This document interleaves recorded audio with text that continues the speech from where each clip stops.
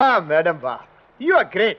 मैं जब भी आपको घर के सब मेंबरों के साथ इस तरह बैठे हुए देखता हूँ तो मुझको मलिका आलम नूरजहां की याद आ जाती है। वो भी ऐसे ही बैठा करती थी अपनी लोकसभा में। I tell you. सेक्रेटरी साहब जी, ये मलिका नूरजहां की लोकसभा आपने कहाँ देखी थी? परलोक में देखी होगी क्या? अरे वाह, घर के सब लोगों का एक साथ बैठकर हंसते बोलते देखकर कितना अच्छा लागत है। ई लियो सासू जी प्रसाद, लियो ना। अरे लड्डू आज किस खुशी में बांटे जा रहे हैं? मैं खा सकता हूँ? हाँ हाँ, काहे नहीं। वैसे भी प्रसाद सबसे पहले भिखारी को ही दिया जाता है। चमचा बाबू ही सही, ये लियो। Thank you, thank you. चलो शुक्र है इस घर में प्रसाद और मन्नत का सिलसिला तो शुरू हुआ। पर बेटी, किस बात की मन्नत मानी थी तुमने? अपने देवर जी की शादी की, वो राजी हो गए हैं। अब हम खूब धूमधाम से इनकी शादी करेंगे। क्यों देवर जी? तू कौन होती है मेरे बेटे की शादी के सपने देखने वाली? इसकी शादी तो हम करेंगे सेठ भानु प्रताप की बेटी के साथ, जो इस घर में बहुत सारा, जो इस घर में अपने बाप की दौलत की ऐसी गंगा बहाएगी कि इस घर का नाम स्वर्ग के बजाय गंगोत्री रख दिया जाएगा। मुझे दौलत की गंगा नहीं चाहिए डैडी कि मैं उसमें डूब ही जाऊं। एक सुकून और चैन की जिंदगी चाहिए, और इसीलिए मैंने एक अनाथ बेसहारा लड़की के साथ शादी करने का फैसला कर लिया है। कौन है वो लड़की? आपके सामने तो है मम्मी।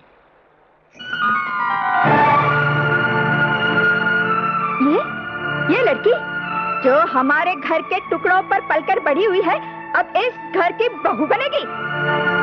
कहीं तुम्हारा दिमाग तो खराब नहीं हो गया? नहीं मम्मी, मेरा दिमाग जो खराब था अब ठीक हुआ है, और मैंने फैसला कर लिया है कि शादी करूंगा तो आरती के साथ। ये तुम नहीं, इस जाहिल गंवार औरत का जादू तुम्हारे सर पे चढ़ के बोल रहा है। ये गुस्ताखी का नया सबक तुमने इसी से सीखा है। मम्मी, तहजीब के दायरे में रहकर बात कीजिए। बड़ी भाभी का दर्जा माँ से कम नहीं होता। शाबाश बेटे, ये जिंदगी में पहली बार तुमने अकल की बात कही है। Secretary madam, follow me.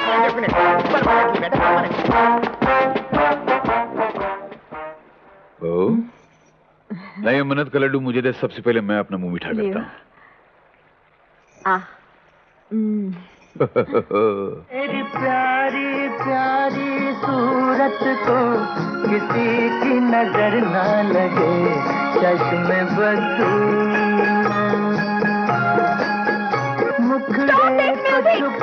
Sorry sorry, मैं तो आपका दिल बहला रहा था मैडम। आज की रात हमारे लिए मौत की घड़ियों से कम नहीं है। कम से कम विकी से हमें ये उम्मीद नहीं थी। नहीं नहीं नहीं मैडम, अगर आप मुझसे सच पूछे तो इसमें विकी बाबा का कोई कसूर नहीं। उनको आपके खिलाफ भड़काया गया है, और ये सारी करामात उस औरत की है। You are right। न जाने उसके पास कौन सा जादू है जो सर पे चढ़ के बोलता है। पीसी सरकार की बच्ची, मशहूर जादूगर।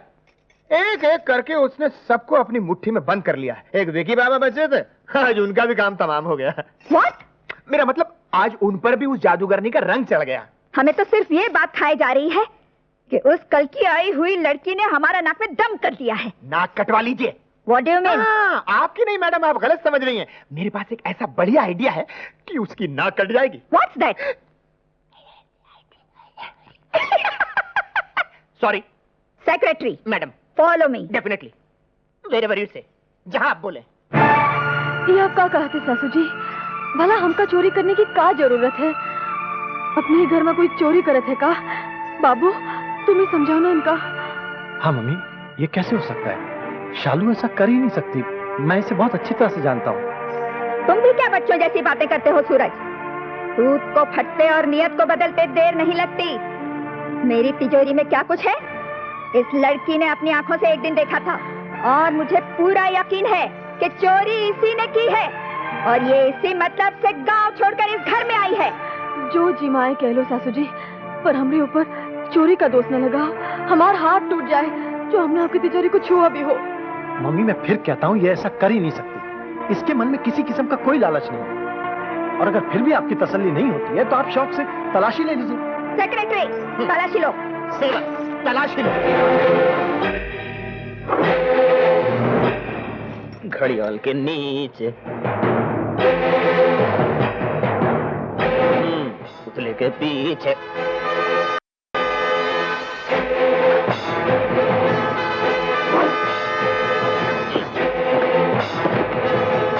पलंग के पीछे नीचे।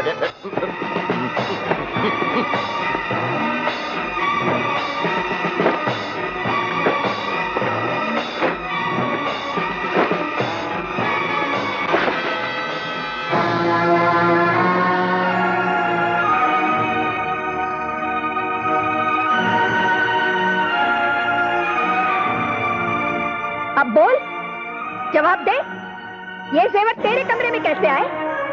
और वो भी तेरी अलमारी से निकाले गए हैं? नहीं। कहती थी मेरे हाथ टूट जाए जो मैंने तुम्हारी तिजोरी को छुआ हो तो ये क्या मैंने तुम्हारी अलमारी में रख दिए? सासू जी, हमको कुछ नहीं मालूम। ये सब यहाँ कैसे आएगा? वाह बाबू, तुम तो जानत हो तुम रिसालू चोर नहीं। तुम्हें कुछ बोलो ना। इसके बोलने से क्या होगा? Secretary, madam. पुलिस को फोन करो। Yes madam. मम्मी, पुलिस को बुलाने की कोई जरूरत नहीं, खामखा तमाशा होगा। तो ठीक है, इससे कहो कि अभी और इसी वक्त इस घर से चली जाए। सेवकराम, ये सब लेके मेरे कमरे में आओ। जी। Secretary, follow me. Yes madam.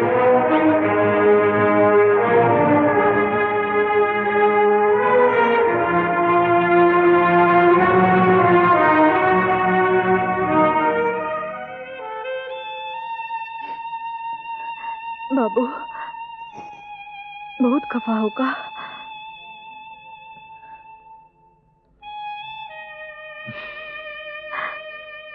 देखो बाबू, तुमसे प्यारा हमरा कोई नहीं है।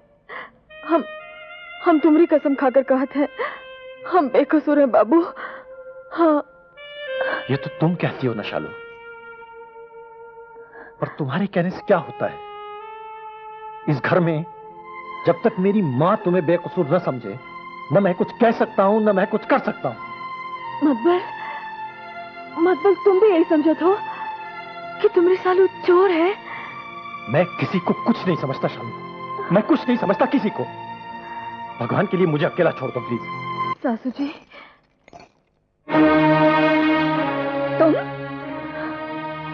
तुम अभी तक इस घर से गई नहीं? हमने आपका क्या बिगाड़ा है सासू जी?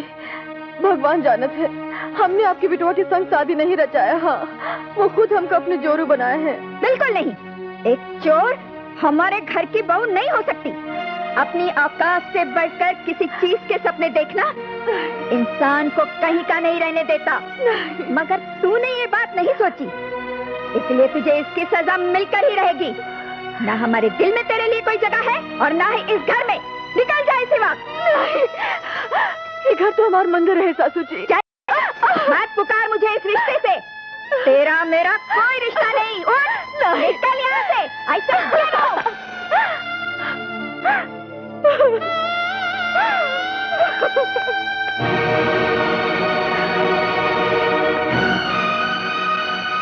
Thank God. भाभी, भाभी, भाभी, तुम कहाँ हो भाभी? देखो तुम तुम्हारे लिए क्या लाए हैं। विकी। भाभी, आंटी भाभी कहाँ है? भाभी को तो आंटी ने घर से बाहर निकाल दिया। क्या? घर से निकाल दिया? मगर क्यों? आंटी ने उन पर चोरी का इल्जाम लगाया था और भाभी की अलमारी से चोरी का माल भी मिल गया था। नहीं, ये झूठ है। भाभी कभी ऐसा नहीं कर सकती। इसके पीछे जरूर किसी की साजिश है। अरे सेवक, इतनी रात के भैया के रूम में क्या कर रहे हैं? भैया के रूम में खीर रखने गया था। खीर? खीर नहीं। मगर भैया तो खीर खाते ही नहीं। मैं भैया के रूम में दूध रखने गया था। दूध। दूध? अच्छा जा, जा।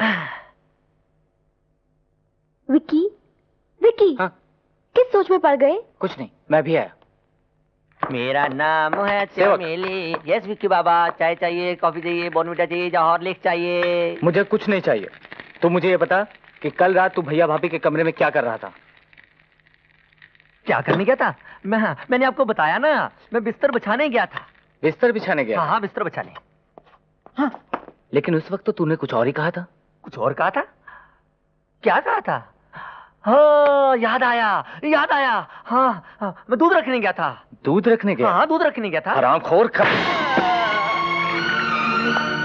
नमक हराम। कभी खीर कहता है, कभी कहता है बिस्तर, कभी कहता है दूध रखने गया था। सच सच बता, वरना पूरा पेट में उतार दूंगा। मैं सच सच बताता हूँ, मुझे मत मारो। सच सच बताता हूँ। सच बताएगा? बताता हूँ। चल, चल, बता, बता सबके सामने सच क्या है, वरना मार मार कर तेरी खाल उधेड़ दूंगा। अरे क्या क्या क्या हुआ? अब तो यही बताएगा। बता। बताता हूँ, बताता हूँ। बहू रानी बेकसूर है, उन्होंने चोरी नहीं की थी। मुझे मेम साहब ने कहा था कि जेवरों की पोटली बहू रानी की अलमारी में रख देना जब वो कमरे में नहीं होगी। राम कमीने, मैं तेरी जान निकालूंगा, जान ले लूंगा, तेरी जान ले लूंगा। अरे अरे छोड़ो उसको, इसको मारने से क्या फायदा है? असली गुनहगार तो तुम्हारी माँ है। छोड़ो उसको। इसी वक्त निकल जाए ऐसे, और अगर दोबारा भूल कर भी इस घर का रुक तो तेरी जान निकालूंगा मैं, समझा? निकल ऐसे, निकल निकल बाहर, झूठा कमीना। भैया आने दो मम्मी को। आज मैंने उन्हीं के मुंह से उनका गुनाह कबूल न करवाया तो मेरा नाम भी विक्की नहीं।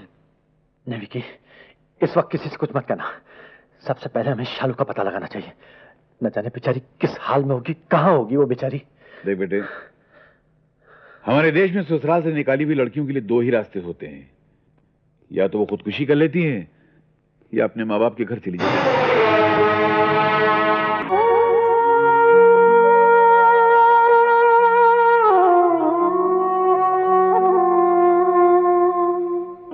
बाबू,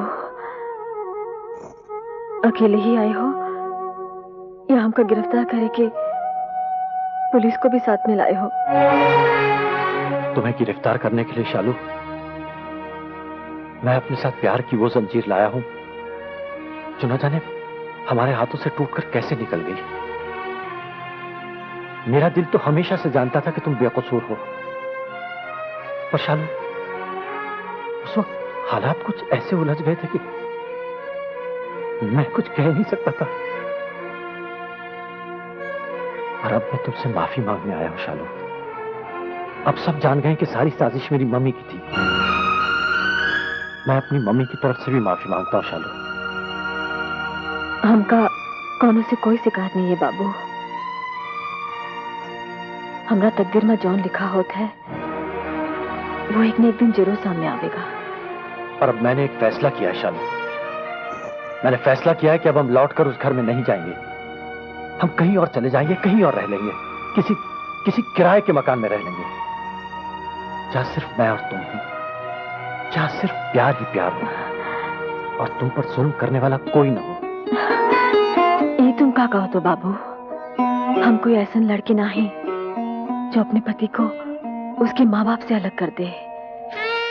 हम तोरे संग वापस वही घर में जाइब, पर एक शर्त पर। हाँ कहो। हमसे वादा करो कि जौन बात का तुम्हें पता चल चुका है उसके लिए सासू जी को शर्मिंदा नहीं करोगे।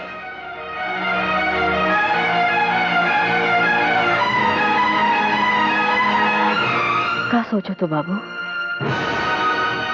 मेरी समझ में नहीं आता शालू, तुम किस मिट्टी की बनी हो? इतना कुछ सहने के बावजूद भी मेरी माँ के लिए तुम्हें कोई शिकायत नहीं, कोई शिकवा नहीं तुम्हें उनसे? बाबू, वो सिर्फ तुम्हारी माँ ही नहीं, हमरे भी तो सास होते हैं, और सास माँ समान होते ना? हाँ। तो फिर वादा करो। इस घर में सिवाय मेरे न किसी का फैसला चला था, न चला है, न चलेगा, समझे? परसों मेरी शादी की सालगिरह की पार्टी है। मैं उसी दिन तुम्हारी एंगेजमेंट भानु प्रताप की बेटी के साथ अनाउंस करूंगी। हरगिज नहीं मम्मी, मैं आपका घर छोड़ सकता हूं लेकिन आरती को नहीं। मेरी शादी होगी तो सिर्फ आरती के साथ। मैं कुछ बोलने की हिम्मत कर सकता हूं। मेरा ख्याल है आजकल के जमाने में बच्चों की राय अगर मान ली जाए तो ज्यादा बेहतर है। ये मेरी राय है। बाकी आप चुप रहिए जी, आप ही की शय ने इन सबको खराब कर रखा है। नहीं, मैं तो मम्मी,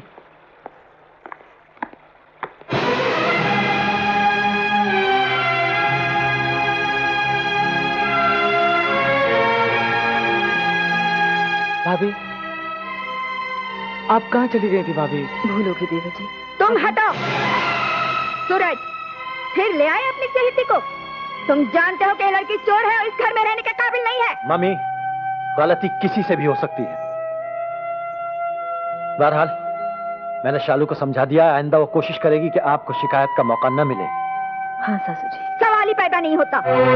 एक बार घर से बाहर निकाली हुई औरत हमारी नजरों से गिर जाती है, दोबारा हम उसे अपने सर आंखों पर नहीं बिठा सकते। अरे बाबा, ये आपके सर आंखों पे नहीं बैठना चाहती, ये आपके कदमों में रहना चाहती है। और मैं इसे जूते मारने को भी तैयार नहीं। ये चोर है। मम्मी, देवा जी, मुझे मम्मी का ये बर्ताव बिल्कुल पसंद नहीं। इस वक्त कुछ मत कहो, शांत हो जाओ बस। आओ शालू। 80, 85, 95, 100। गलत क्यों गिन रहे हो इडियट? फिर से गिनो। गिनो। तौबा, साड़ी तौबा, साढ़े प्यो दी तौबा, ओदे प्यो दी तौबा, फिर कदी तुहानू कोई आया। पंजाबी क्यों बोल रहे हो इडियट? पंजाबी ते मैं तां बोल रहा हूं कि पंजाबी बोलने ते हिम्मत आंदी है। पंजाब दा खाना पीना अच्छा, मक्के दी रोटी, सरसों दा साग, ओथों दा गाना, रंग दे बसंती चोला, मेरा दा याहू याहू। अरे माफ कर दे हंटर वाली अम्मा, मेरी माँ। मैं तुझे कभी माफ नहीं करूंगी।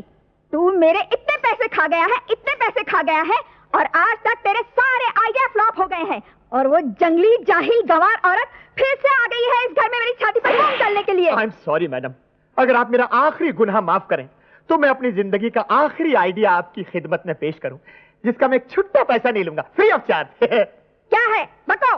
कम ऑन गेट अप। आपने मुगल आजम शहंशाह अकबर का नाम तो सुना ही होगा। मेरे दादा के परदादा के परदादा ने ये आइडिया मुगल आजम शहंशाह अकबर को दिया था, जिसकी बदौलत सलीम की जिंदगी से अनारकली हमेशा के लिए दूर हो गई, तबाह हो गई, फना हो गई। अकबर की औलाद, आइडिया क्या है बको? आइडिया नहीं मैडम, एटम बम है, एटम बम। ये फेल ही नहीं हो सकता। इस बंगले की 4 दीवारी से सूरज बाबू की अनारकली की छुट्टी नहीं हो गई तो आपका नाम मिसेस कमला भंडारी नहीं। नहीं, मेरा मतलब मेरा नाम सेक्रेटरी पीके पटियाले वाला नहीं।